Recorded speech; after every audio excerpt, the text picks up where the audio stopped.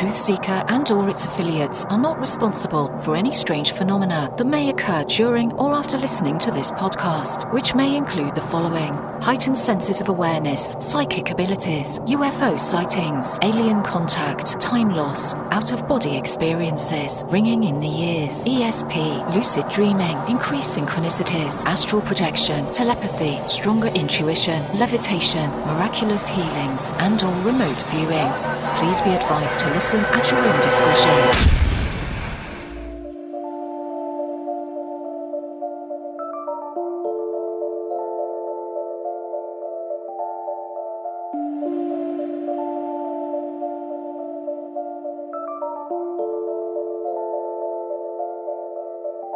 Won't you come and take me away? I just wanna be with you. Won't you come and take me away? To a place to walk on troubled seas, faith to stand when I don't believe. I just wanna be with you. Won't you come and take me away? I just wanna be with you. Won't you come? You are now locked into the TruthSeekah Podcast. Gargoyles! Psychics! Everything's ungodly! Dark savage! Streaming live at TruthSeekah.com. She's not a Christian! Give it up, y'all. Your portal to the paranormal, esoteric, and all things spiritual. She's tampering in dark-sided stuff! And now, your host, TruthSeekah. All right, ladies and gentlemen, good morning. I'm your host, TruthSeekah. This is the TruthSeekah Podcast. Let me know in the chat if you guys can hear me. Some people said they couldn't hear the intro coming on. Let me know that you guys can hear me. Make sure everything's good. So just want to say Happy New Year's to everyone. And thank you for joining me on the podcast and starting your New Year's off right. It's going to be a good show today. Got a special guest lined up for you all. We're going to get into some good stuff. So want to say a quick thank you, a huge thank you to everybody who's been supporting my work through Patreon. Rocking with me this whole year, 2018, has been amazing. We've got a lot accomplished, and I'm just so blown away about what we were able to bring to the table, and I wasn't able to do that without your help. So thank you guys. All of you in the chat, everyone listening on your podcast, wherever you are, any way that you've contributed to this podcast, to me being able to get my music out, the different awakenings and meditations and things like that that we've been able to put out, I was not able to do that without your help. So thank you for helping me finish strong in 2018. 2019 is going to be that much more. So thank you guys for the continued support. There's a new album out, just released at midnight. So January the 1st, my new album Colors is available. If you're on Patreon, you get to download it there, but it's on every other platform as well. So make sure you guys go over there and check that out. Support the show as well. It's 7-song EP. Each song is about one of the 7 chakra energy points in the body, influenced from that chakra. So already getting great feedback, and I just put it up this morning, I guess. So yeah, make sure y'all check that out. And the meditations are doing really well. Getting a lot of good feedback from that. That's a new venture that I just stepped out in, and again, I'm blown away by the support. I'm ready for 2019, and so we're gonna have a lot of new things that we're introducing too, and so be ready, stay tuned, check your emails, because you're gonna get a lot of updates out about new stuff that's coming out. I just want to give a quick shout out and update to some of the newest patrons who have joined, and let you guys know that by supporting, you get access to the entire discography. You get access to the Thursday Night School of the Mystics and a bunch of other cool stuff. So shout out to Brandon Wardle. Shout out to you, brother. Thank you for coming on. Taylor Liston, Curtis H., Lisa Jankovic, Mr. B, Brooken Roddenberry, Amanda Marzulli, and Senyo Ocho. Thank you guys for believing in the work and coming on and supporting this thing financially. You guys are awesome. Thank you guys. So without further ado, I'm going to bring on today's guest. This is a really interesting topic. We've covered it before, but it's just a beautiful topic to explore. We're talking about near-death experiences today. My guest is Nancy Rynes. Nancy, welcome to the TruthSeekah Podcast. How are you, my friend? I am awesome today. Thank you for having me on, and Happy New Year to everyone. Awesome. You have a long list of credentials and going forth and sharing your story on a lot of large platforms. You've been on the NBC Today show, speaking to Megyn Kelly about your experiences, tons of places that you've been. And I've watched a little bit, and I've made sure that I didn't just dive all the way into it because I wanted to kind of have my mind blown this morning during conversation. I've listened to your story and I know a lot about it. Death is something that a lot of people are afraid of. We're getting older. We have a new year here. Time is very interesting in the way it affects the human body and how we experience it on this side of eternity. Right. You were an atheist who had a near-death experience and rocked your world for the better. And I'm thrilled and ready for you to share your story. So if you want to just kind of give your background a little bit, let people know who you are, what you bring to the table, that'd be an awesome place to start. Yeah, you're right. I was an atheist before all this happened. In fact, I was raised actually in the Catholic faith. And when I went off to college, way a long time ago, I went into the sciences. And in the sciences, it's not really accepted to be anything other than a huge skeptic and materialist and atheist. So I that's sort of what became my norm, and that's what I bought into for so many years.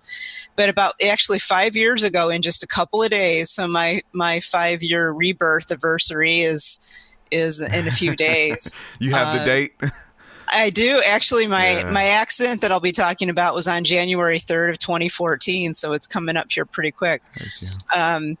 But, before all that happened, I didn't believe in anything. I was terrified of death, as so many people are. I mean, it would keep me awake at night thinking about how afraid I was of that final crossing. And I had lost some family and friends before, so I'd seen it happen, and it terrified me even more. And then my accident came. So I was bicycling in my little hometown near Boulder, Colorado at that time, and just doing my normal errands around town on a bike. And if anybody knows, the Boulder area, everybody does stuff on a bike. It's not unusual that people are out all year round.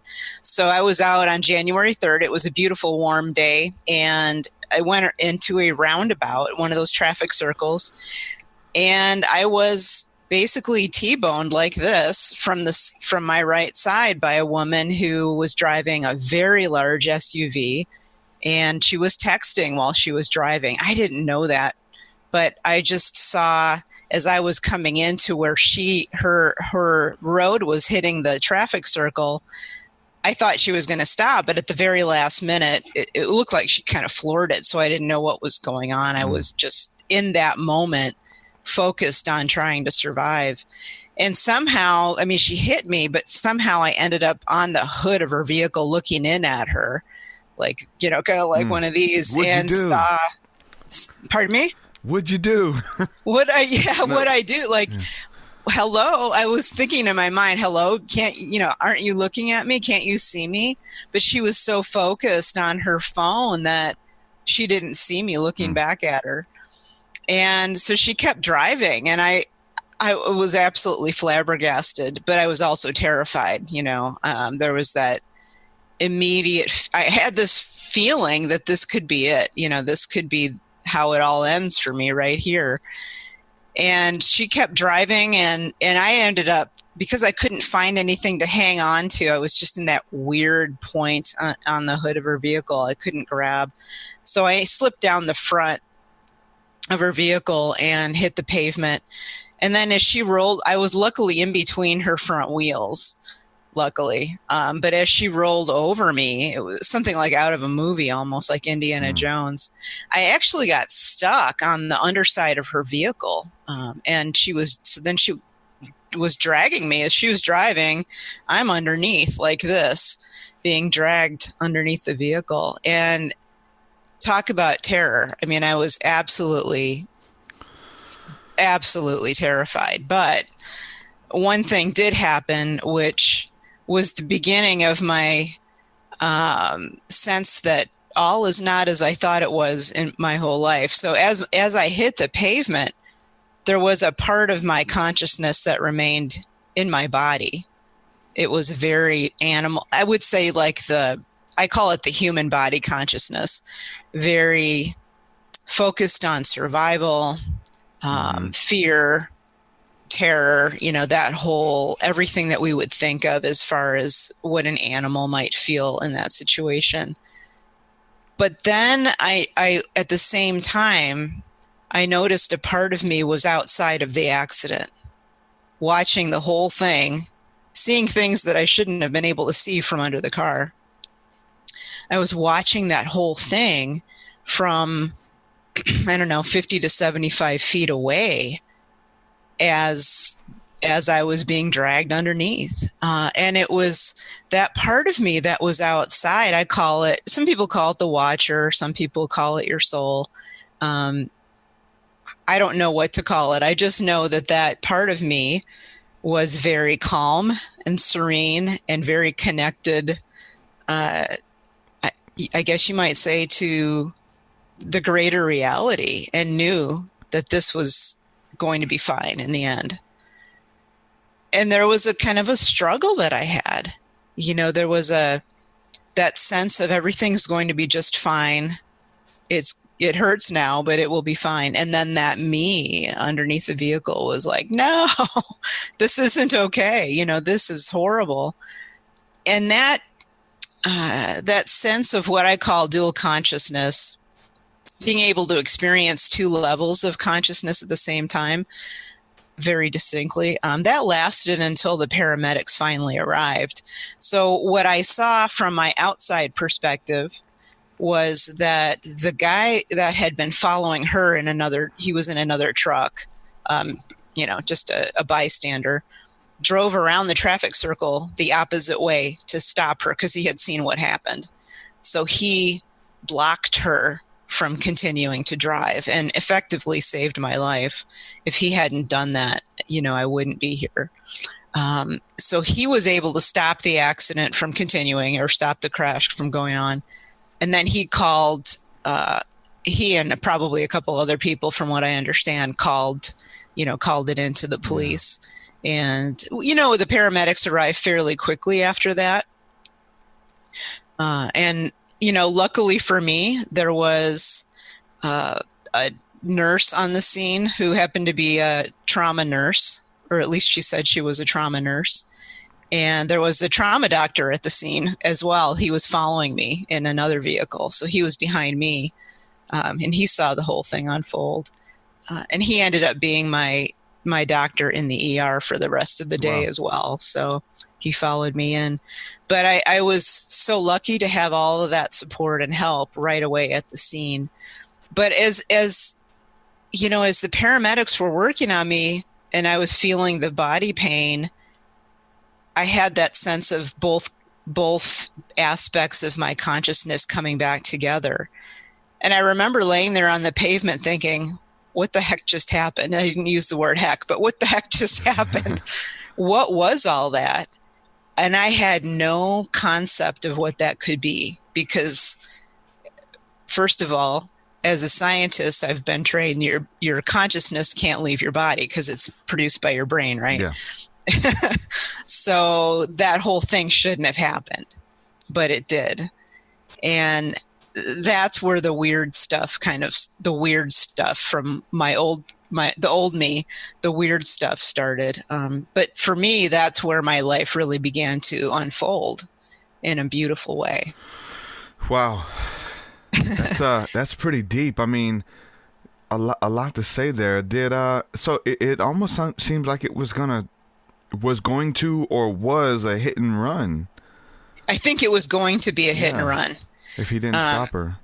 Yeah, once the woman got out of her SUV, what I saw, because I was laying partially out from underneath of her vehicle at that time, and I was just kind of looking at her out of the corner of my eye, and she took one look at me, got back in the car, and started it up like she was going to drive off. Wow. Like with me still underneath. Just get you out the way and just move on. You got somewhere to be. Got to be at work or something. Right. Well, yeah. And she, luckily, again, I don't know if it was the doctor that stopped her. I think it was the doc, because the other bystander was actually still on the phone with the paramedics at that point, but someone stopped her from going anywhere. Luckily for me, but it was going to be a hit and run, I believe. So, okay. You were an atheist. You have this experience. You almost experienced something kind of like bilocation, dual consciousness, which is very interesting. Is that enough to kind of shake your belief? I mean, you have that run-in with death. What happened after that? Was there this place that you went to, this glorious paradise, the land flowing with milk and honey? Did you see angels? Was there any of that took place as well? Yeah, so that part of it, the bigger, what's really truly termed the near-death experience, happened a couple days later. So this was just enough I was starting to question what I thought was reality. That was all it did. It was like, what in the world was that? That doesn't make any sense. But 3 days later, I ended up having to go into surgery to repair my spine, because my spine was, as you might imagine, busted beyond belief. The fact that I can now still walk is utterly amazing. My neck was broken in multiple places. My lower back was a mess. It was broken in multiple places. So really, I shouldn't have survived the accident. But so I was scheduled to go in for surgery on the following Monday. So this was a Friday. I went in on Monday. And I had what no one can really explain was a bad reaction to the anesthesia. And which is weird, because I'd had this anesthesia many times before when I've had, regular surgeries. I've had a few other surgeries before and never had a reaction at all. But this time my heart stopped, my breathing stopped, my blood pressure it basically flatlined for somewhere between a minute and 2 minutes, which in the OR is a real long time. They don't like that happening. Yeah. But it's a long time. And what I experienced, though, I didn't know any of that. All I experienced was drifting off, into unconsciousness because of the anesthesia. And then I woke up, which you're not supposed to do. And I woke up standing up, which again, I looked down and like, this isn't supposed to be happening. I was standing up on a hillside. And while it wasn't necessarily the land of milk and honey, it was definitely a different realm, or a different part of reality, or a bigger part of reality. And it wasn't really the visuals that were astounding to me. While they were, there was the energy, the colors, the sense of depth to everything around me. It wasn't just a tree that was in front of me. It was a tree with many layers of energy, like coursing underneath of it. That wasn't the kicker. The kicker for me was feeling coming through me, like through my body, waves of love. It's the only term that I can come up with. Waves of love and acceptance and joy and peace and a welcoming. Yeah. And that is what really woke me up. And I looked around. I remember distinctly looking around like, this isn't a bad place to be during surgery, because I was actually thinking that I was hallucinating at that point. Even though you're not really supposed to be able to hallucinate while you're under anesthetic. I was thinking that it was a hallucination. But then I began to wonder if I died on the operating table, because I knew that this level of awareness shouldn't happen under anesthesia. And I thought, well, I must have died, because that's the only thing in my mind that could explain this. But then I thought, well, if I died, why am I here? Because I don't believe in any of this. I don't believe in anything after death, that death is it. And that's when there was it wasn't really a voice. I call it a voice, but it was a voice that kind of came from everywhere through me. It wasn't really an audible voice necessarily. But this voice said, "This is your home. Welcome back home. You are a part of me. You're a part of us. Welcome home." And that's when I just wept, because I remembered just in that instant that was our soul's reality, if you will. And this physical is but a temporary state of being. And that's when things began to shift, is when I remembered what my true home was. That's where things really opened up for me. And where I was really challenged beyond, I still am to this day, but that's where the challenge began, the challenge to really embrace that here in this plane. That was my life's challenge, is to take that, all that I learned in the time after that voice welcomed me. I was there for what seemed like months, but I knew that the challenge would be to take that and come here with it. That's always the hard part. A lot of that stuff is slippery. You're hanging on. You're trying to explain to people what colors sound like, right? And what sound looks like, and the feeling. And it's very similar the way you're sharing that story. Like, we've had we did a men's retreat, and we did a pretty high level dose of psilocybin mushrooms, and felt like we had that. We went to the place you go when you die, and the funny thing is, it sounds exactly like what you're talking about. This ancient place of the ancestors are like, "Hey, this is where you're coming. We're here. We love you," and you feel love. And like you're talking about the sound, and there's a thing to kind of like know you're loved, whether it's loved by God or loved by your family. You know it, but to tangibly be able to feel love wash over you, like physically, euphorically wash over you, right, and clean you out. It's hard to explain that. And there's this, like, I've had that encounter. Then I've had other people who've had near-death experiences on here. There's these Bible scriptures, like Apostle Paul, like leaving his body and traveling to the third heaven, and he comes back and he says, "I've seen things that it's not permissible for me to say. Like, even if I wanted to communicate, I heard the voice of angels. They have their own language. There's no way I can physically, I would sound like a madman. I'm going to do my best, but there's no way to kind of articulate the beauties and wonders that I've seen." And just to start to take a piece of it and share that and to bring it back and try to embody that truth of, hey, this is temporary. Where you're going is a beautiful place, and it's where we all came from. And that information that comes from that realm is so beautiful. You talk about having this inward knowing, this quickening, it even calls it a quickening in the Bible, this inner still small voice or whatever guiding you. He said they spoke as we. This is, we're here with you. Did you see any beings? There's people in the chat want to know, people follow these stories of these near-death experiences. And most people say there's a man who approaches them. Is it Jesus? Is it the Christ? He may not even say his name. Did you have that kind of encounter at all, of someone who's like, "I'm the one who shows you around," or anything like that? Was that I did. And she, I call her she, but I also know that was a cloak that she wore just for the time that she was with me. In fact, she said that, but I'll call her she. And later she explained that I could use the name Mary, although she said don't put too much on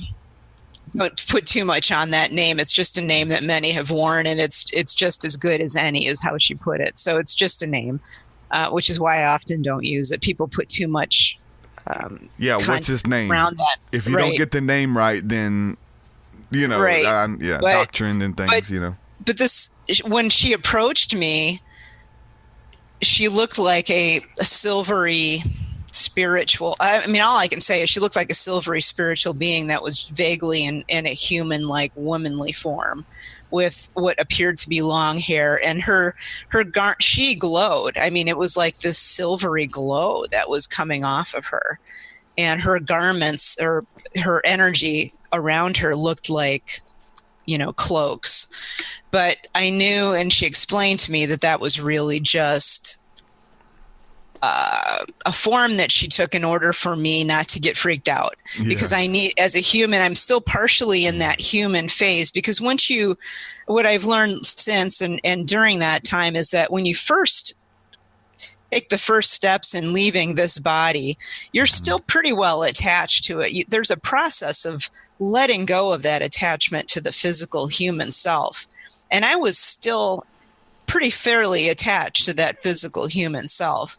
So there was still the potential to have fears come up, and she and they, all of them, did everything they could to keep me from freaking out. So that meant the guide that came to me would be one that wouldn't be intimidating. I think if Christ would have shown up, or Buddha, or some, bigwig would have shown up, I would have totally freaked out because that wasn't my reality up to that point. I needed somebody that was kind of like me, that I could relate to. So what I saw was a woman who had an incredible connection to a group of beings beyond her, which were kind of like phased out of my sight. I knew that they were there with me. I could feel them. I could feel their thoughts occasionally. I could, like in here, not in here, not by my ears, but in here. I could feel their emotions. I knew what they were feeling, but I couldn't communicate directly with them because, as they said, there are too many of us and only one of you, and you can't handle the amount of information that we could give to you all at once. So it was being filtered through this woman, this womanly guide of mine. And she acted as kind of the intermediary for this whole time that I was there. And effectively what it was a training session or a retraining session. And she was teaching me what I needed to take back to this life in order to make this life one that would be worthwhile for me and my family and my friends. So basically to be the love that I wish to see in the world, to learn how to really do that, to be present with that higher truth in this life, so I could just be an example of what that looks like. It isn't so much about telling people, it's also about being an example. And so the next, what seemed like a couple of months, I mean, there wasn't really a passage of time, because time is meaningless, as you know, in that realm. There isn't a sense of that. But if I was to learn those same things here in the same way, it would take 2 or 3 months here. So she taught me, some of the grander concepts of love and gratitude and connection, and how your thoughts and feelings and choices truly affect the world around you, not just the physical world, but also spiritually, how those spiritual vibes, if you will, go out. How everything that you do, every way that you show up in your life makes a difference. And it was all of those things together that really began the process of shifting. It's taken many years after that to kind of fully bring it into my life, but that's when it began to really truly unfold for me. But to have that support, now those 1,000 or so other beings, I knew were, you could call them a soul family, you could call them soul friends. I like to term them my friends, because they tend to be my, I call them my spiritual friends, but they're as everybody has, a group of like-minded or like-hearted spiritual beings that tend to support each other. And they were mine. You know, you'll have yours. Everybody has them, but they were mine, and they were there to support me and be with me during this time of my learning. Let me ask you this about the woman. Yeah. And just about the place in general, because you're talking about she assumed a form that wouldn't freak you out, something Right. you can handle. Now, we've heard a lot of stuff about that, where the Jesus figure or the ETs or whoever, they're able to kind of take forms that you're going to accept, that's not going to freak you out or scare you. I want to ask you this.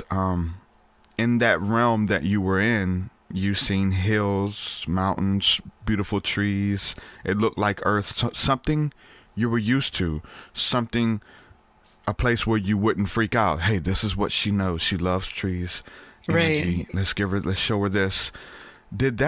Is there a chance that materialized for you to feel safe, and that's really not what it looked like? And I say that because my experience on that side was a lot of moving colors, was a lot of geometric patterns, there was no way to explain. Everything was moving, you know, everything was moving. Have you explored that thought at all, that they brought you to a simulation room or this place to help you? This is where we can meet with her. Let's give her a beautiful place. Yeah. That's a good point That won't because freak her out. You're right. You're right. You're absolutely right. At one point, as we were what I call walking, we weren't really walking, we were kind of gliding. I looked behind me because the scientist brain was thinking just that, like, what is this? How come it's exactly like I think it should look like, right? And I looked behind me, and it was fading away into a gray mist. There was nothing behind me. And when I looked at her, I asked her about that, and she said, we have constructed this place for you. Wow. We've basically gone into who you are as a human, and like you said, pulled out that which would feel comfortable for you. We have you meaning, so she was talking about me. She said, you and we have created this place together for you as a transition. It is and as you describe, I call it the green room, but it's a transition place where you basically get what you need to be in. You get to see or experience that which you need to experience in order to move on, whether that's moving on to full death, final death, or in my case, a learning experience, then to be able to come back. But in that in between the physical vibration and the full on spiritual vibration, we do have what we experience is really drawn upon from us and what it is that we need, and to some extent what our spiritual team or what the divine thinks that we need in order to move on. So yes, it really was what I see. It's why when I talk about this to groups, and even in the book that I've written, I don't really go into the visuals all that much. I go into some of the basics, like how you can see emotions come through the colors that are in the plants, right? You know, and your emotional state will affect the energy of the world around you. But I kept stressing to folks, and I still do, that what I physically, or what I think looks physically around, you know, like a landscape around me, may be different for you. You might be at the beach, you know, you might be on a planet in some other star system. I don't know. And so that's why I don't really go into like the tour guide aspect of what I experience, because it will be different for each person. That piece of it, the outward piece of it, will be different. How long were you pronounced dead for? I know it was just a few minutes, but felt like consciously an eternity. I mean, how long were you over there for in the physical realm? Well, you know, it depends on how my doctor describes it to me. So physically, I was out for about a minute and a half. That's the flatline piece of it. Now, when he and I talked about this later, and he does not discount this, by the way, so he's one of the few docs that will come out and say these events are real. They point to a greater reality than just this. But he said, that in his experience, those physical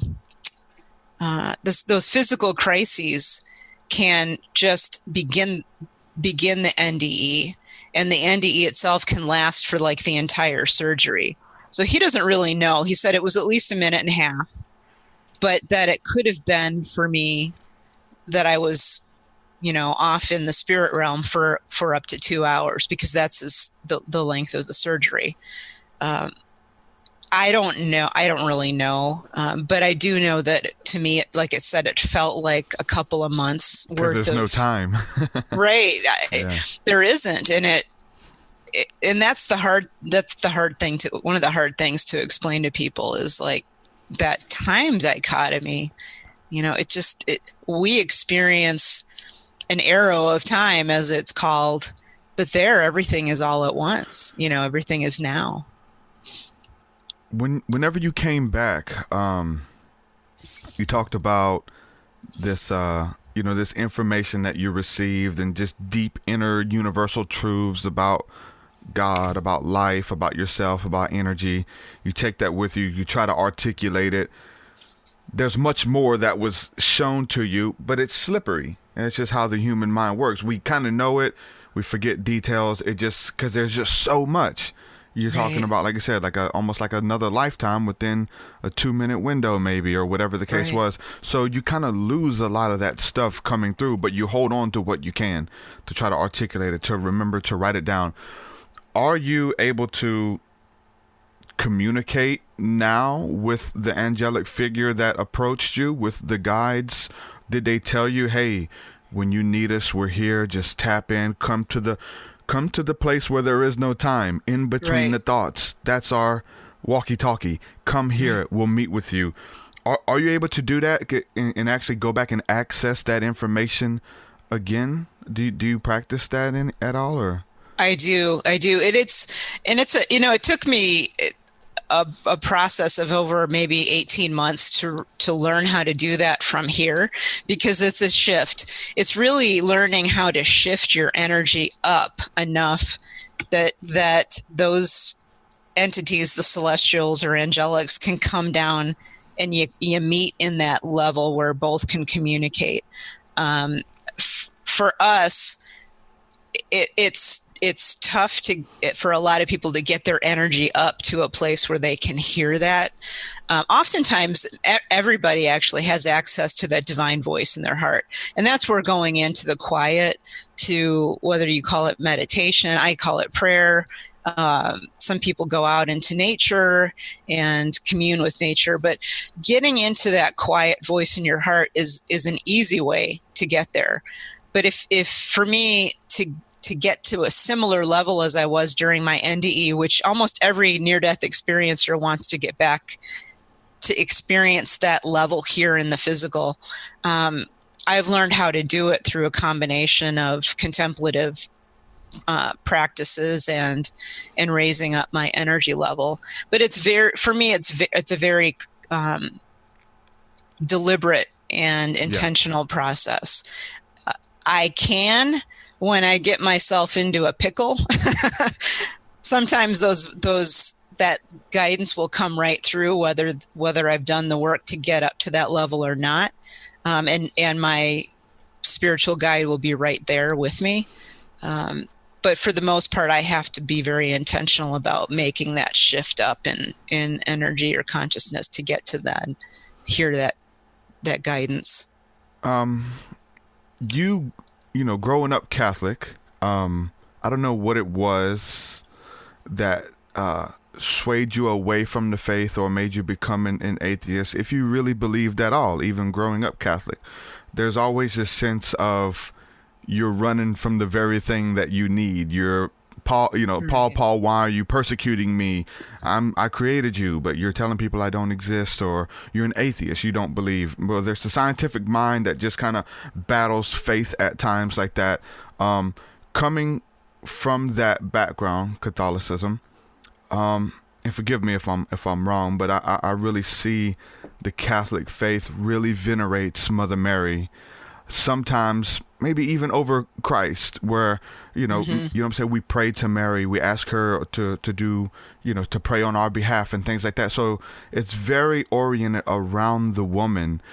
Do you think that is one of the reasons that the woman showed up to you rather than the Christ figure? Was it that Mary was that safe motherly being that's been there, and you kind of had that marriage back with maybe the thing you were running from, that Mary was the personification of grace, of the, you know, the motherly aspect of the faith? Do you think that had to come into play at all?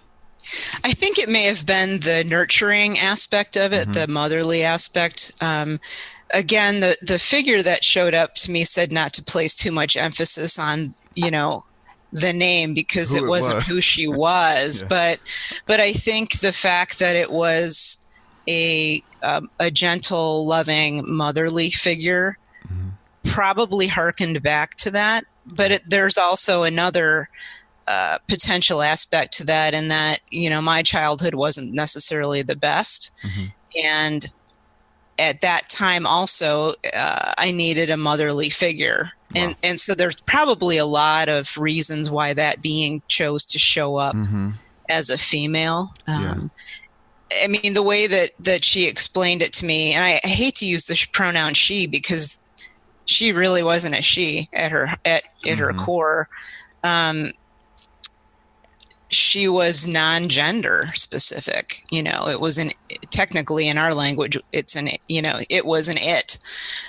But the cloak that was brought to me was one that would be comforting, and that would be, you know, someone that could nurture, that could be gentle yet strong, and maybe that's where, you know, the whole motherly figure came in, was what felt natural to me. Now, as a kid, I always felt like I wasn't good enough for Jesus.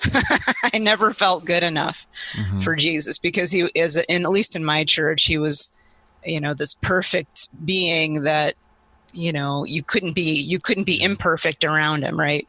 That was the way he was presented to me. That's not how, you know, you view it now. But that's how I viewed it as a kid. That's what I took away from the faith. Was that I had to be perfect, and there was no room for imperfection. I wonder if that's why, and I'm just putting two and two together, I wonder if that's why there's a lot of personification of the saints to, hey, ask this saint to pray on my behalf, because I'm not really worthy to go directly to him. But this saint who has lived a perfect life or a great life, they're more worthy. I wonder if that is kind of how that goes on a little bit in the faith.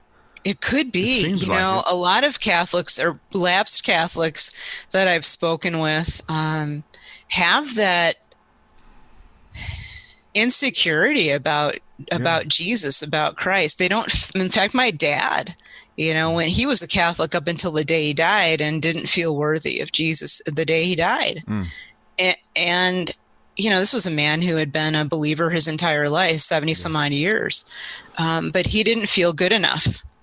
So there's this, I don't know if it's every Catholic, but certainly within some of the Catholic folks out there, there's this not good enough, you know, we don't feel good enough to be associated with Jesus. So we need to find something else that's kind of that intermediary. Very interesting. Yeah, I've never even looked at it like that, but that is very interesting.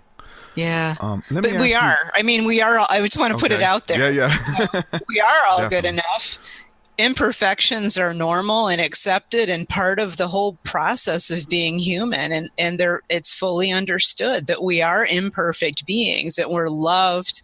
And in fact, you know, we are beloved because of it. So I don't want anybody to go away with this thought that because we're all imperfect, that we're not worthy. That's totally not the case. I've learned my lesson there. That's good. I want to ask you this, because this is something I've explored and talked about openly on many podcasts. And I've actually said I would like to speak to someone who's been on this similar aspect. There's this, you know, we talk to a lot of spiritualists, a lot of New Agers, a lot of Christians or whatever. to me, it's just natural for God to be the Father. I call him, when in my prayer life, it's Father God. I talk about Mother God too, but that is more of the earth energy for me.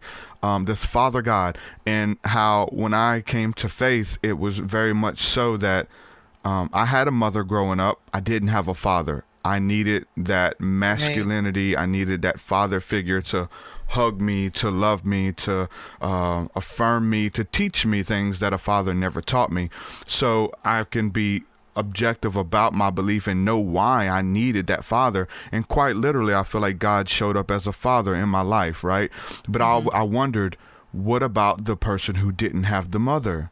Does God show up to be the mother for that person? And it sounds like that's somewhat like what you've encountered a little bit. So would you say that happens?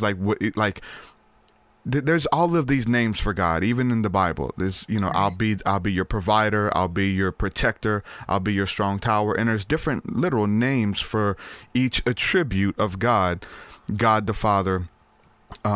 So does God show up? Because he shows up as what you need. If you don't need it, why would it even be there?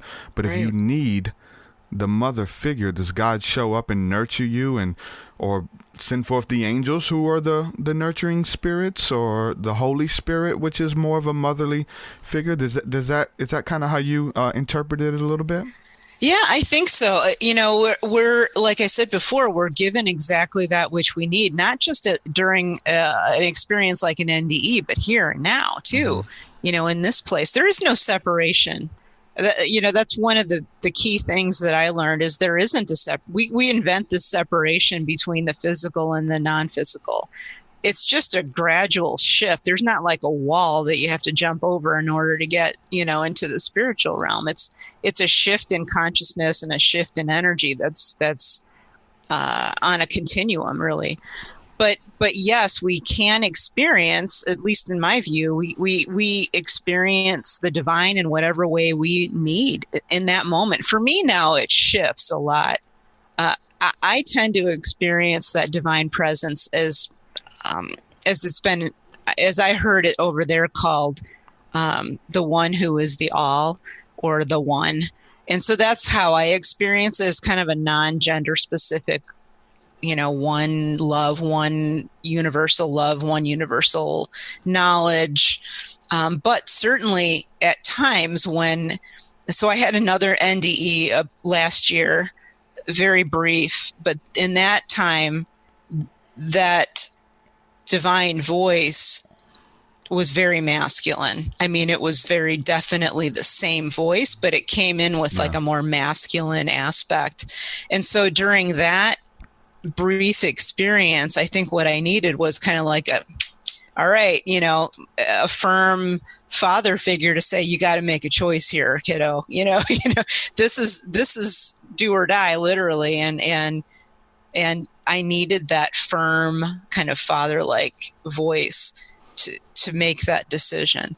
In that time, it was to come back here. So I had another experience about a year ago where I was in the hospital with pneumonia and waited too long to go into the hospital and effectively died in the ER because my lungs were filled up. And as I floated out of my body, that voice came through very masculine and said, you have a choice right now. Your choice, stay or go, which will it be? And it was very strong and very definite. And I made the choice and came right back in.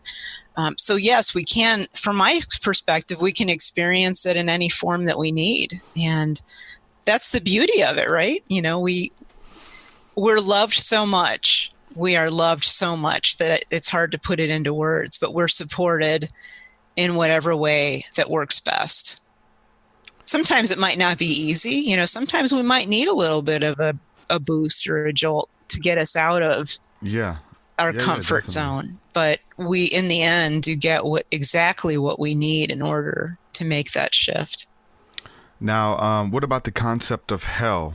Did you have any revelation of that? Because maybe that's, one of the big fears of people think that they're going to burn forever. It's overcoming. And that's, if we're talking about faith, if we're talking about Christ or whatever, like one of the big things is conquering death and taking away the sting of death and the fear of death. And one of the biggest fears is either being punished for all eternity because you don't add up, or being annihilated, just not existing anymore and not being able to be conscious anymore.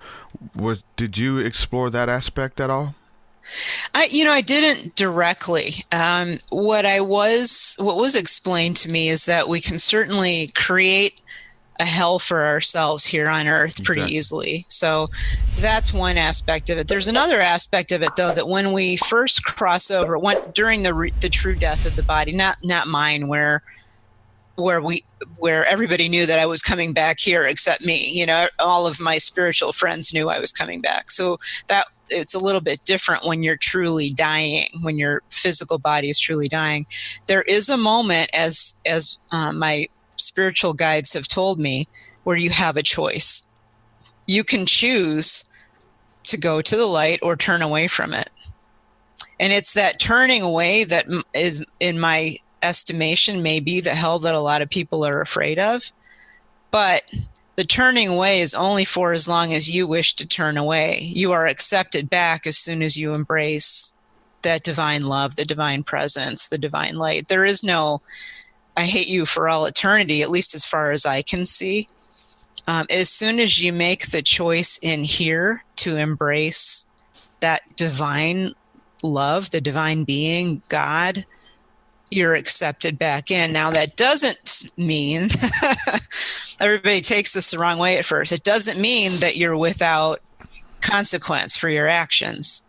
So you may have to make amends, and likely you will have to make amends for if you've done something really horrible. Probably not many people out there, but say, for example, you have done something pretty heinous, or you think in your mind that it's pretty heinous, you do have to make amends for that. That doesn't mean you burn in hell for all eternity. It might mean you have to, in some way, act as a spiritual guide for someone else. You might, who knows what that looks like for you, but you do have to, in some way, make up for that, or try to make things right, or pay back in some way. So it isn't without consequence. Your actions are not without consequence, but you are loved. God does not deny his love from you. We often deny our love from God for a while, like I did. You turn away for a while, but guess what? We're accepted back in when we embrace it. What about this notion of past lives? Was there a notion that you can come back even as a different person? Are you ready to reincarnate as something or someone else? Is that even a thing of past lives? Was there any information like that came through or comes through? What I did ask about that. It is a thing for some people, and it's certainly a choice that's available. And what I was told was that a lot of beings choose not to have a second time around.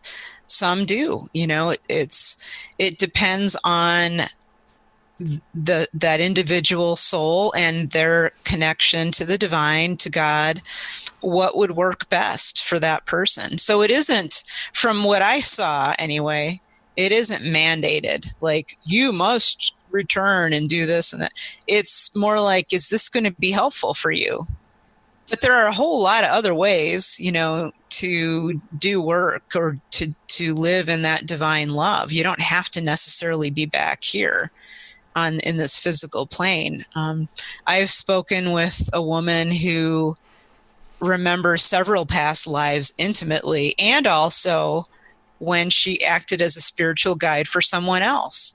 So the individual soul has many, many, many options available to it, in the spiritual realm. It isn't just physical life. There's a lot out there that we don't know about, and an incredible amount of diversity, in what we can do and be. Sometimes our mind can't handle all of that diversity because we have to have it. Okay, what is it? It's this, It's that and this. Okay, that's it. Everything else is not God or not possible because it hasn't been revealed to them. They haven't been to those states or realms of consciousness by whatever state. I mean, you can get to very similar states through certain meditation practices, as you have learned. Like if you want, I mean, for me, it was always if you want to continue communication, if you want to go further, do this. You know, and we can do it. We can go further. And so it's the ball is in your court type deal, but it's always there. You're not alone. That's a big one too, right?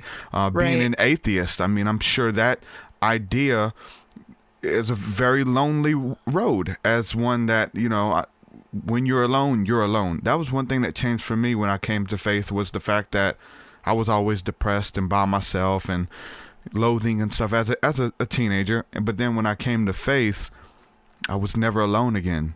By myself in a room, I was always connected with God, with the angels, with Jesus, right? The Holy Spirit. I was never by myself ever again. So there was never this, if I felt lonely, I start fellowshipping with my father, with my brother, Jesus, you know, this type of stuff. So was that something that came to you as well, you know, from being an atheist and now being a person of faith? Yeah, you know, that it is a lonely road because, like, as you said, when you are alone, that's it. You're sitting here in your house all by yourself and wow, you know, this is all there is to life. But when I came back here and came into my full faith again, and I say again for a specific reason, but when I came back, I understood what they had told me when I was dead. And like you said, you can come to this understanding in a lot of different ways. There are many, many paths to God. You know, it's not just the NDE or, you know, meditation or whatever. So this is just one pathway to greater understanding. But one of the things that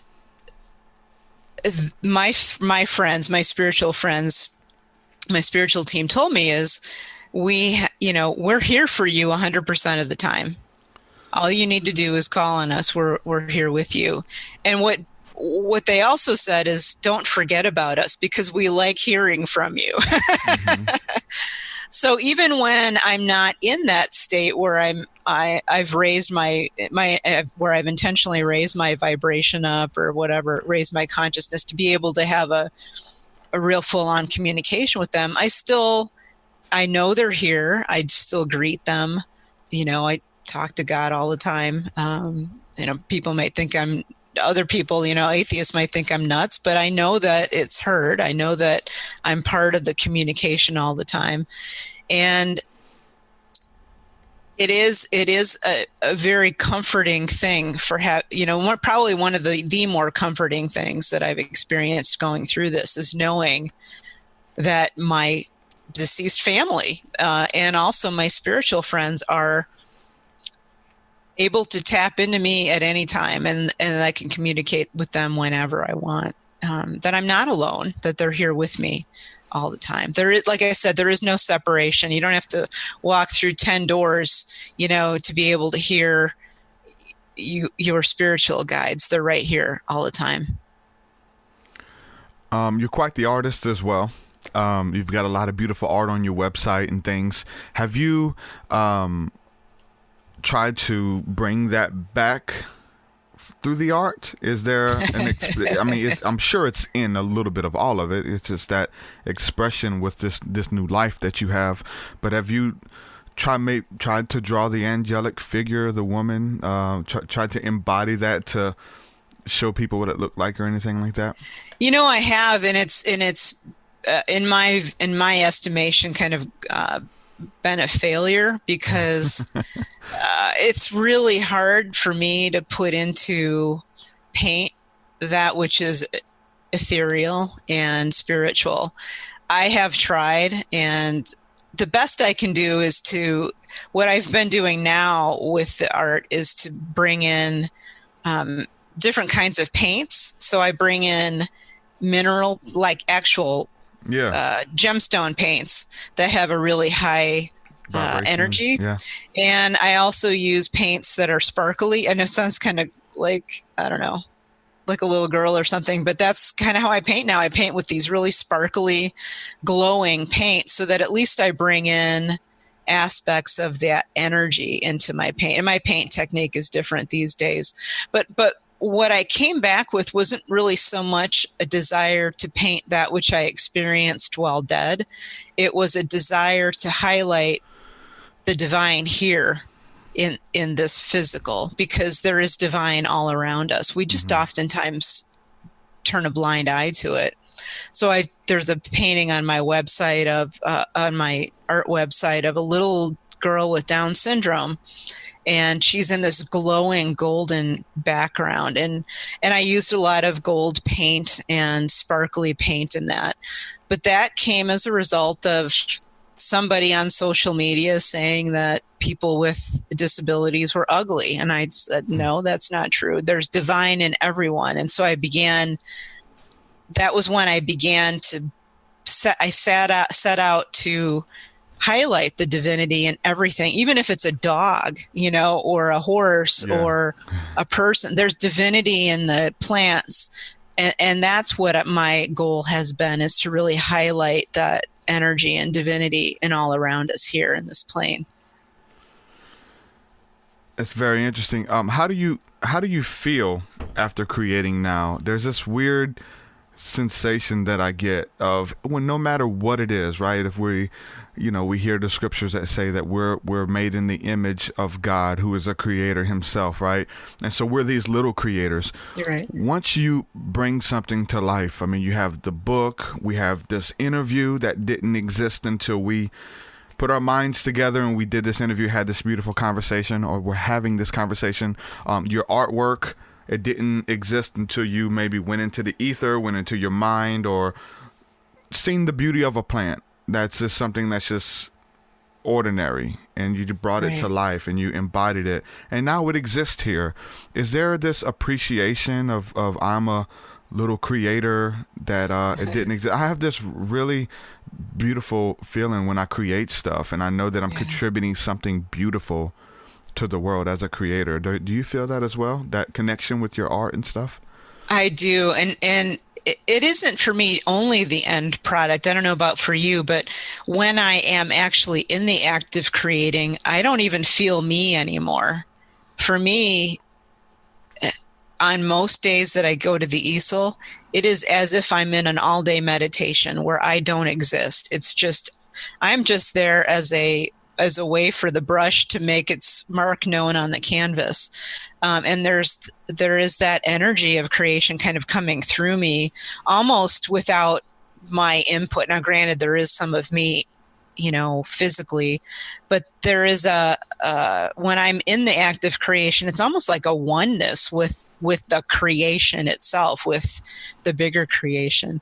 But then, when it's all done, there is that satisfaction of, wow, like you said, this didn't exist before, but now I can also help, I'm a visual artist. So for me, help people see the beauty in a different way in the world around them, because, they might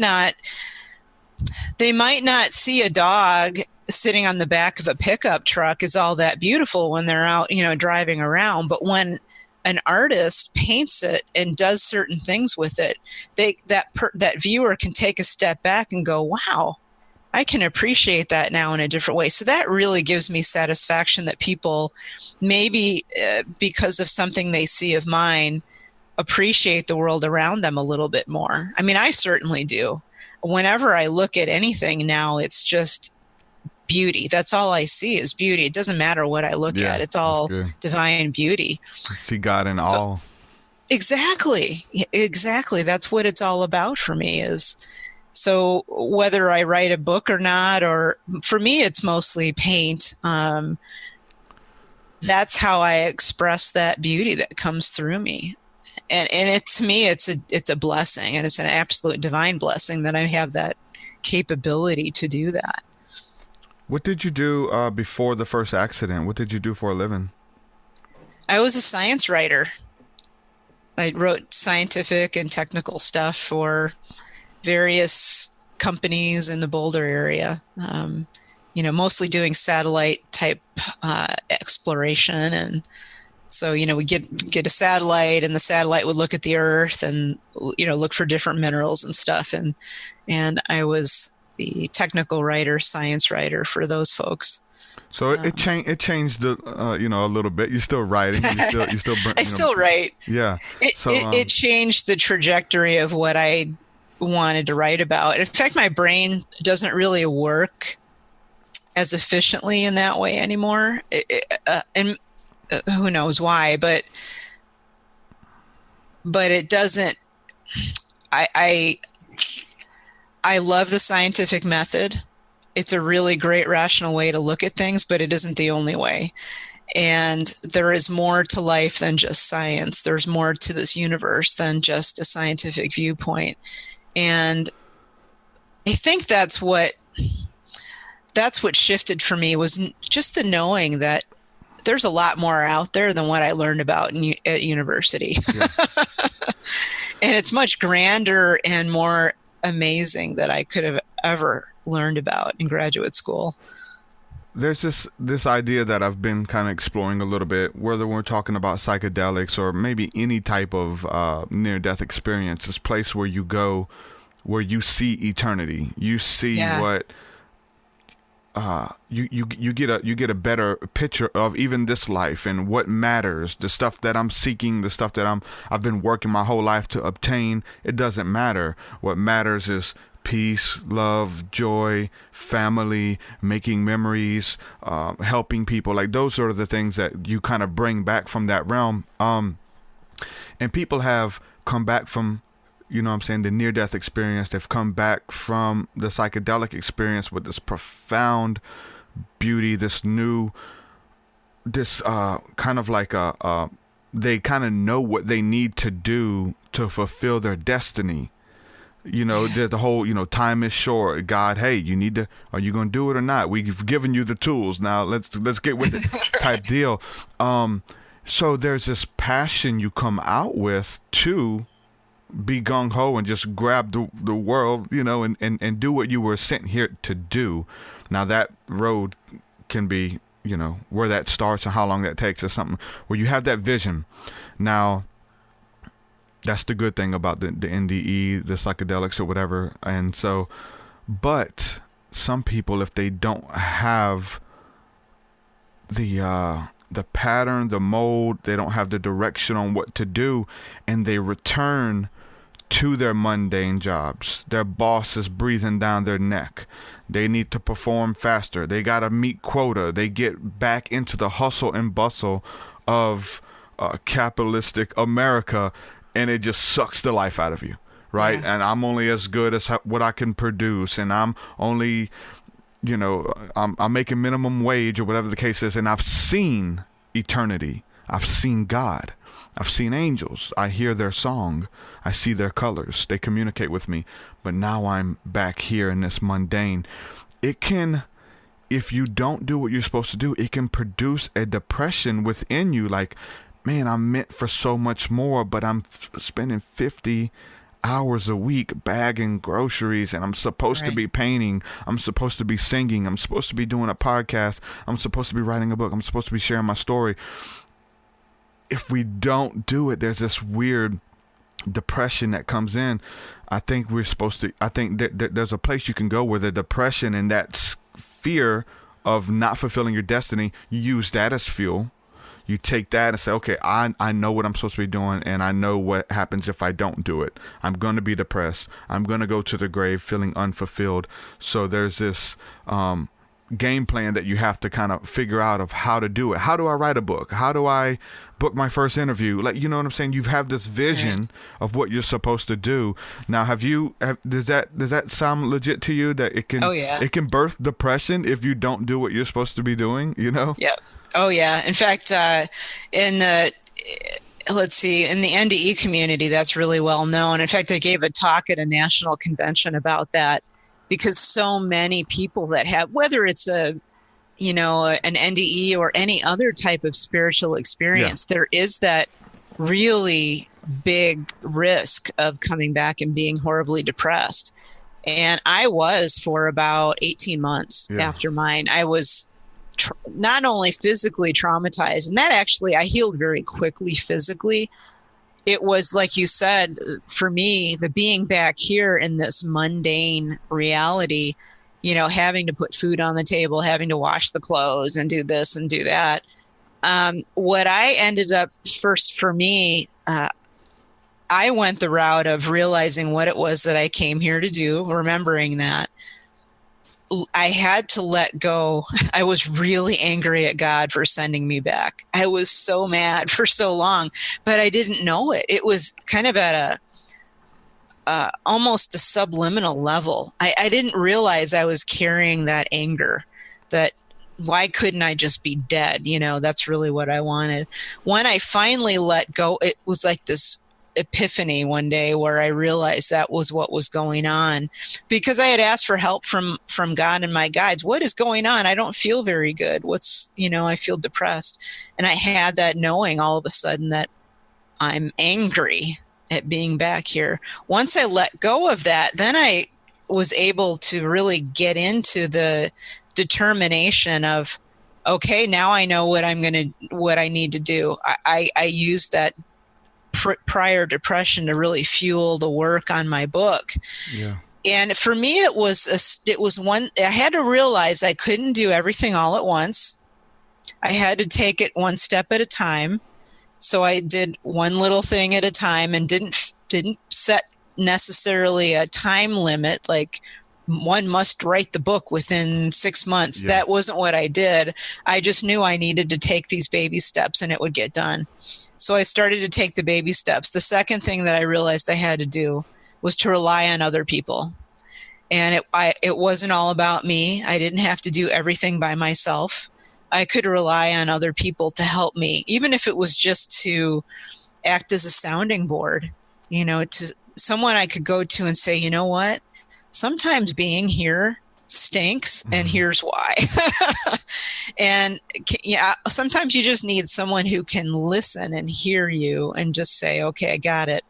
But I also learned with writing a book anyway, that I had people I could rely on. I had a really good friend who I didn't even know that she edited books for part of the time. I mean, she was a technical writer at work. We often worked together.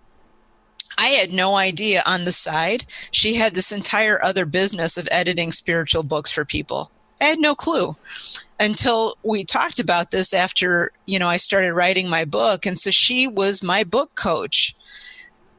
If she wouldn't have been able to help me, if I didn't know about her and thought I would have had to have done everything by myself, I don't know that the book would have gotten written. So it's learning how you can, for me anyway, it was learning how I can pull in other people, to help me out, even if it was just a little bit, and really just chunking down the work, especially if you are working, a 50 or 60 hour week, which is, you might have to make some pretty tough decisions. Like, do I need to switch jobs? Do I need to go part-time? I can't make those decisions for anybody, but those are some tough decisions that people may need to look at. Do I really need to live in a 2,500 square foot house and pay for all that stuff? Can I downsize a little bit, which would then free up some more money so I wouldn't have to work 60 hours a week? I don't know what those decisions look like for people, but we can easily, as humans, get ourselves stuck in a job or in a lifestyle that really doesn't suit the person who we really are, our inner truth. So the first thing is knowing what that truth is. Are you a musician? Are you an artist? Do you want to write a science fiction novel? If that's your truth, then begin to chunk away at ways that you can achieve that. Writing a book is achievable. I would have never thought I could write a book. What about marketing a book? that's something too, right? I got help with that. Yeah, I mean that's where PR people come in. Yeah. I realized I tried doing it on my own for a long time. Yeah. I stink at it. Yeah. It's hard. It is hard. For some people it's hard. For some people it's super easy.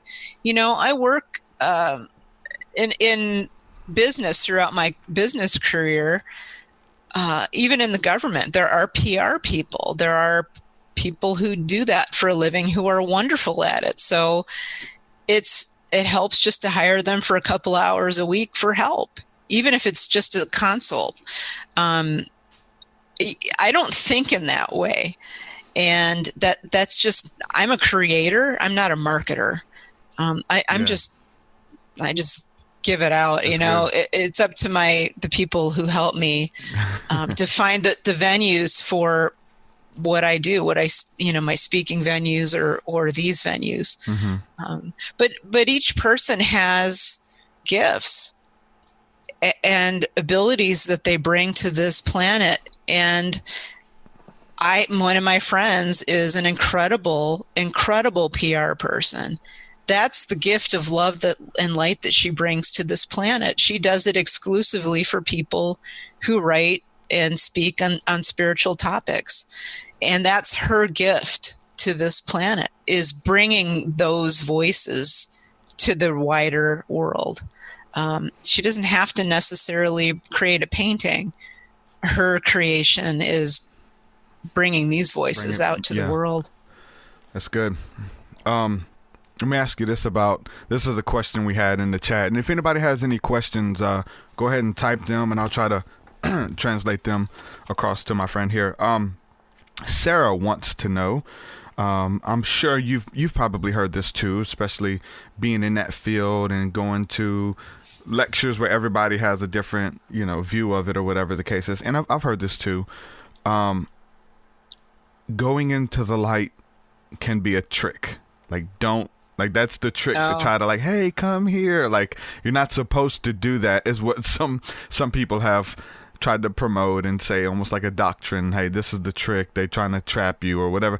There's all kinds of weird stuff that goes along with it. But have you heard that going into the light was a trick? And did you go into the light? I mean, how does that work? Well, I just woke up in it, so I didn't have the choice to make. But there are a couple of thoughts there. First of all, it isn't just the light, it's the love. You can feel that love. It isn't just this bright light. There's a love and a peace and a presence that goes with it. So it's all of that together. The other piece of that is the furthest back that I can trace that whole myth about the light trap goes to an episode of Star Trek, believe it or not. I can't trace that myth back any further. Maybe it does go back further than that, but it was an episode, I think, on Star Trek Voyager or something, 10 or 15 years ago. So be cautious. All I can urge people to do is be cautious about stuff like that you hear, because you never know where those stories are coming from.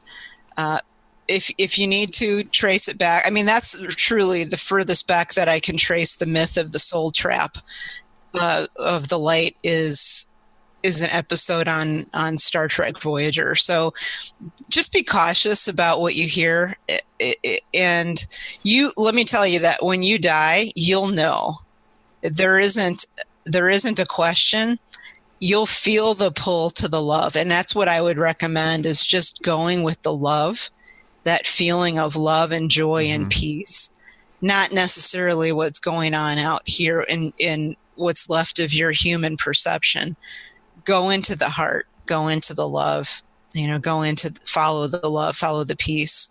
That's the truth. And that's something that you've brought with you to this side of eternity as well, right? You can kind of discern the love, or this is tainted, this is got an ulterior motive by what we would call discernment of spirits, if you will. You're able to discern the intentions. It's not just about what you hear or who's an elegant speaker or what looks like love. You're kind of able to kind of discern what it really is, you know what I'm saying, by the feeling and vibration of it, right? Yeah. It's interesting for me now to go to conferences, the spiritual conferences, because I can pick out who's people really truly living it. Yeah, who's not. So be careful if you're ever around me, because I can tell if you're struggling with love or with what you're projecting. I mean, I can always tell when someone's faking their spirituality. It's so plain as day. The waters are muddy. Yeah, exactly. Days. It might be harder for other people to notice that, but for anyone like us who has touched on that, and we still have the daily practice of working with that on a daily basis, I can tell immediately if the feeling. I can also feel if someone is intending to live in that love, but there's some cloud of discord around them that is kind of clogging it up. But do you take on personal clients to help them with that, or is it something that you just kind of use through your art, through your book? I know you're helping people in that sense. Do you do one-on-one sessions or anything with people like that now that you're more connected? Yeah, I don't. I had done some spiritual, what I called like spiritual, not really counseling, but just spiritual sessions with people. What I'm moving into, and that I'll be rolling out in the next month or so, is really some energy work around that. So instead of like verbally coaching people spiritually, instead what I'll be doing is offering energy sessions to kind of help clear that stuff out on a one-on-one basis. That to me feels more of my truth. I'm not a talker, really. I'm not a counselor. So getting into like spiritual coaching didn't feel quite right. But for me, helping move my energy and channeling maybe a higher energy through me. I've been working on my sister and some friends, and it's been working very well. So I'm going to roll that out in the next month or so. So stay tuned. Awesome. For more on that. It's good stuff. Well, man, I know you go into a lot more detail in the book, and it's a beautiful story. And if people want to check it out, they can go to your website. Your main website is just nancyrynes.com, correct? Correct. NancyRynes. You can check out her beautiful art and her book. So you have two different books? I do. The main book that details my experience is called Awakenings from the Light. And then I have a secondary book, which kind of contains a lot of little bits of wisdom that I, for one reason or another, didn't put in Awakenings. And that one's called Messages from Heaven. And those are things that I was told during my NDE, little bits of wisdom that people can use as a contemplative tool. I use it as like I read a passage and then just spend 10, 15 minutes contemplating it. So for me, it's more of a meditative tool. Awesome. Yeah, you got a really beautiful website. Let me ask you this. How was this? Because I know you're talking about going to conferences and you're able to pick up on energies and being able to tell. And there's some characters out there, whether they're the speaker or whether they're helping with production. You've been on a lot of big television sets sharing your story. The Today Show, NBC, there's a whole bunch of them. But was you able to, have you felt that weird, I don't believe you feel? You can feel that stuff too, right? Even if they don't say anything, you're sharing your story. They're like, you know that they don't. It gets kind of weird once you're transitioning, and that could be overwhelming, right? You're telling someone your story, but you know what they're thinking. A lot of weird energy thing that you have to kind of learn how to discern.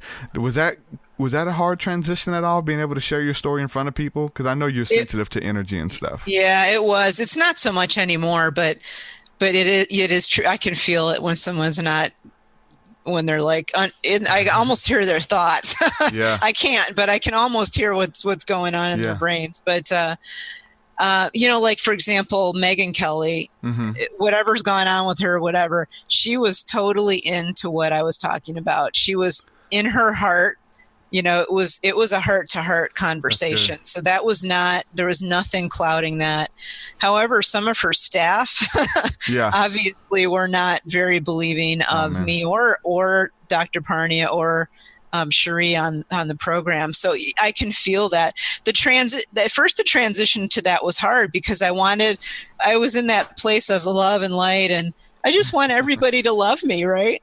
But then it took me maybe a couple of years to understand and to learn how to just let that stuff roll off my back.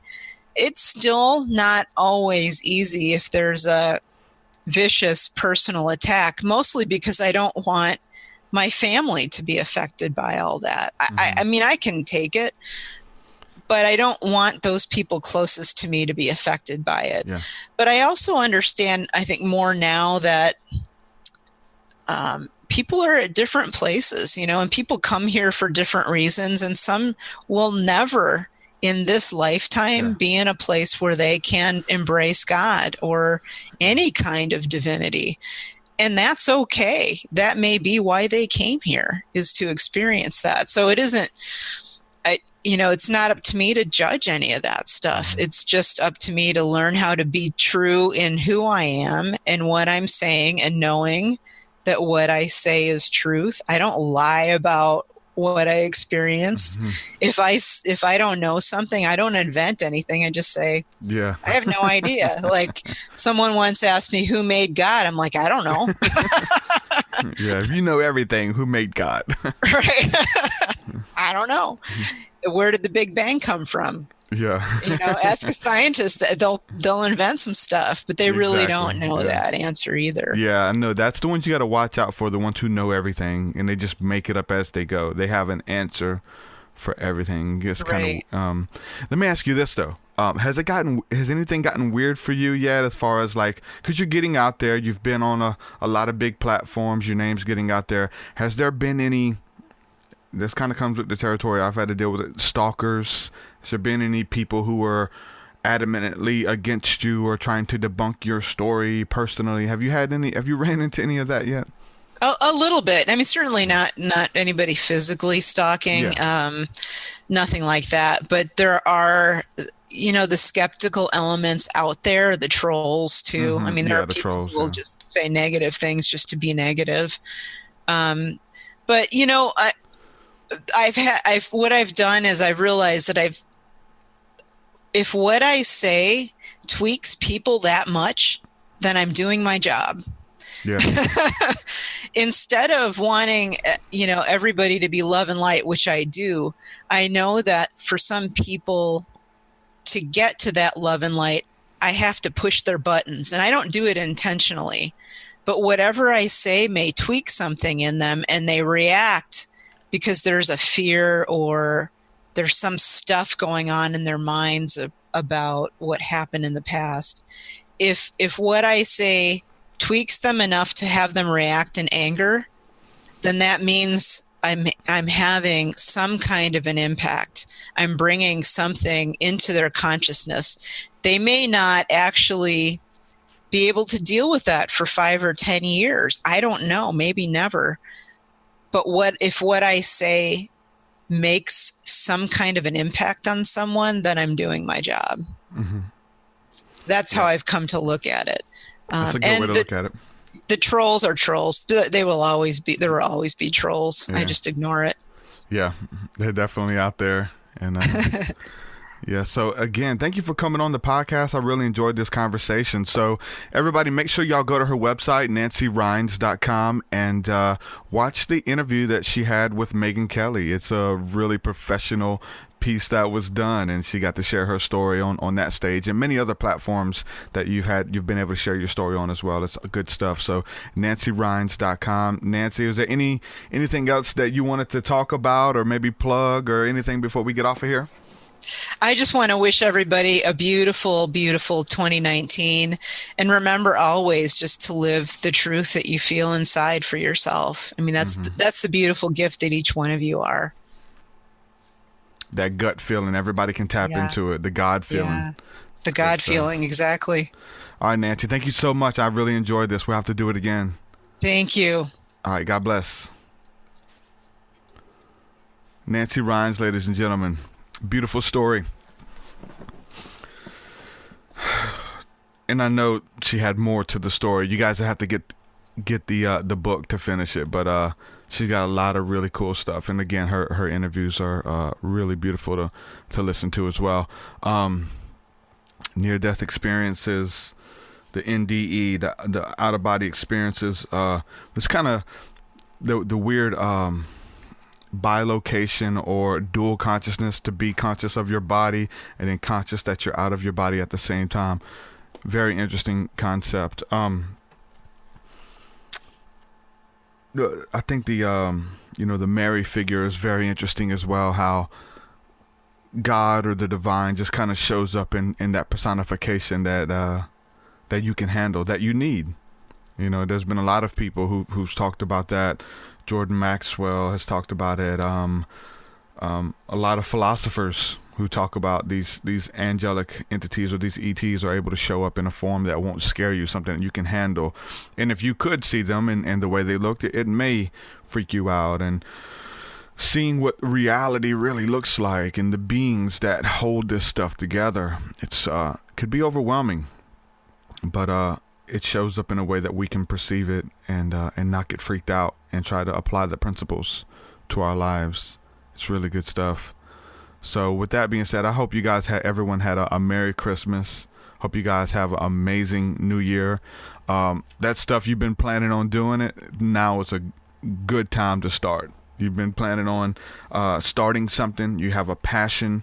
You have something that you're wanting to see come to pass, come into fruition, whatever it is. Like I said, you want to do a podcast, you want to do music, whatever it is that you want to do it. Go ahead and start today.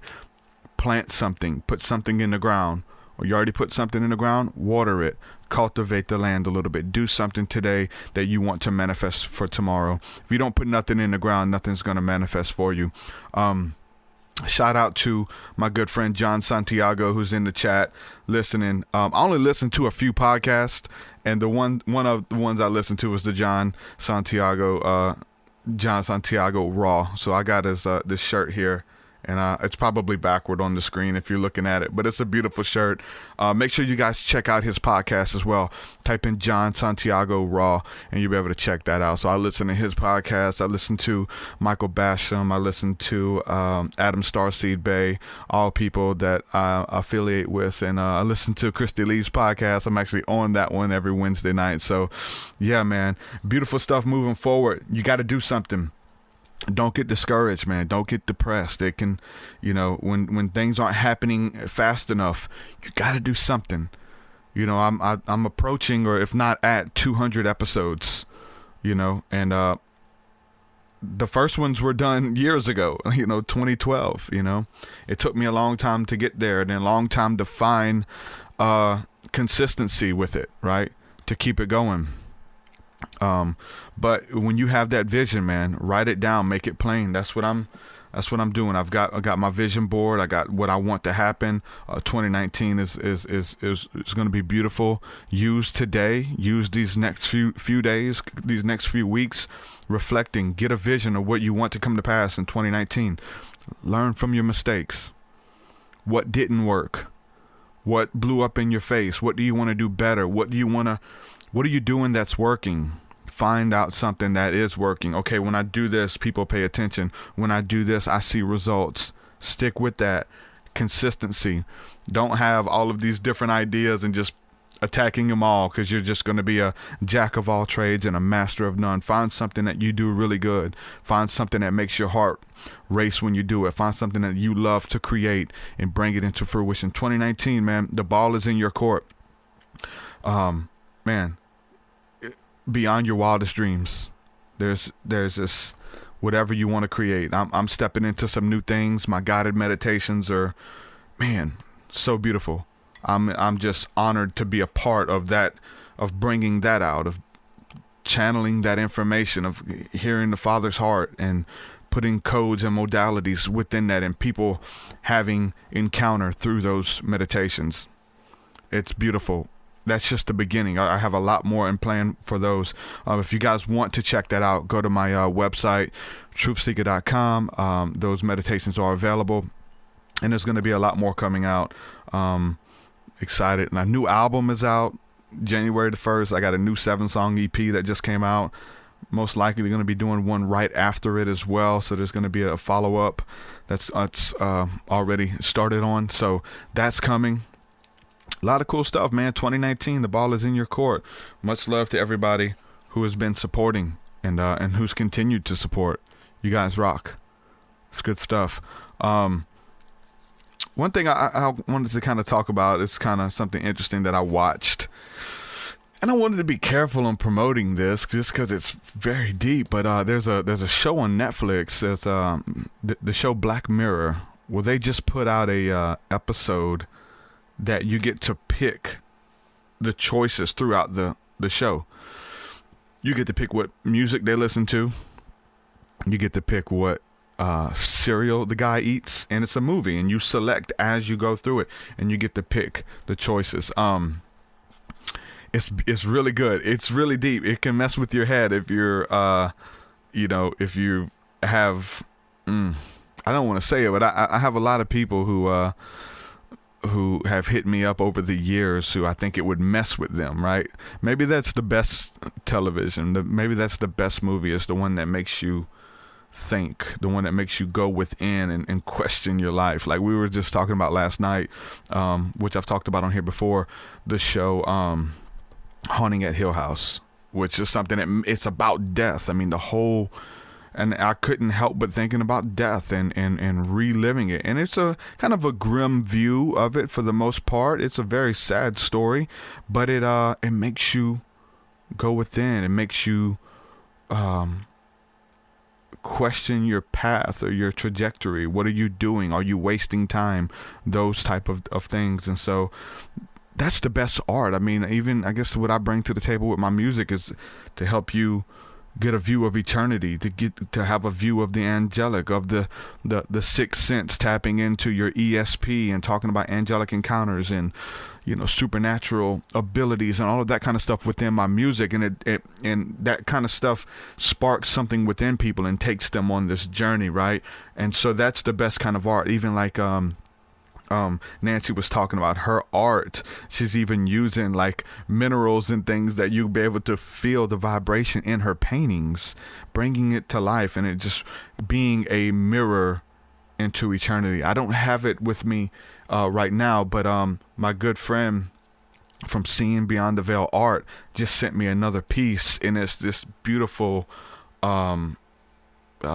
picture that she did for me, which is a bunch of sacred geometry, and it's beautiful. I posted it on my Instagram and Facebook and stuff, so if y'all want to check it out, go look at that. But it's having art that is like a portal to the divine, right? Like you're looking at something and it reminds you these sacred geometry symbols. Like those are things that they exist as portals. Music, stories, books.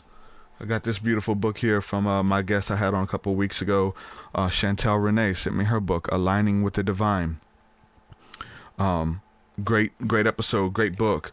It's these things that you create. Like, how long does it take to create something like that, right? It's a dedication. You have to have consistency. You have to show up. You have to be present. Whatever rituals you have, whatever if you want something, you got to spend time with it. You got to believe in it. You got to believe in yourself. If you leave it up to other people, I don't know, that's not really good. But you have to find you a team. You have to find you people who are good at what you suck at. Or something about writing a book. Everyone can write a book. Yeah, but not everybody can market a book. Find you someone who can book you interviews, get you on podcasts, get you out there in front of other people. You know what I'm saying? And so I love doing other shows. I love being interviewed. I love talking about spirituality in my path and things like that. I go into, you'll go on other shows and they'll be able to tap in and ask you questions that you don't think of. You know what I'm saying? People have genuine questions, and I love doing that. I maybe even tap into some things on other people's shows that I wouldn't normally talk about on my podcast. Finding those things in those areas that you thrive, something I love to do. Do more of that. Do more of the stuff that you love to do, and especially if it's things that bring joy, peace, understanding, harmony, faith in God. If you're doing that stuff and you can do it for a living, what's stopping you? 2019 is here. Embrace it. It's all on you. I'm excited for this year so much, man. Just ended 2018 with a bang. It was a beautiful year. We got a lot accomplished. I can look back over my music, my episodes of the podcast, and I've talked to some beautiful souls. I've created some beautiful things that will hopefully, outlive me, right? You know what I'm saying? It's something that you've created that didn't exist until you breathe the breath of life into it. Good stuff. 2019 is here. Let's do it. I plan on doing some live events. Hopefully, I've even been toying with the idea of putting together a conference here in my home state, Mobile, Alabama. Putting together my own conference, getting some people down here to speak, and doing that. So yeah, make sure you guys subscribe to the YouTube channel. Make sure I have your email address on the website. Go there and sign up for my email list so that you're up to date with everything that we're doing. If you would like to book me on your podcast, I'd love to come on and be a guest, whoever you are, no matter how big or how small it is. I'd love to come out there and do some stuff with you. So make sure you send me an email if you want to do that. And 2019 is here. Again, thank you guys for the support, the Patreon, all the music is there. Cool stuff. A bunch of new stuff coming. With that, I'm going to say peace and shalom. I'm booked up on these podcasts until the end of February almost. So we're making moves, making strides. Love y'all. We'll do it again. Peace and shalom. Your way is so much higher than mine, so much higher than mine, so much deeper than mine, so much deeper than mine. Well, that does it for this episode, folks. To hear more episodes of the TruthSeekah podcast, head over to TruthSeekah.com. And if you're wanting to support the show and get rewards, go to our Patreon page at patreon.com/TruthSeekah.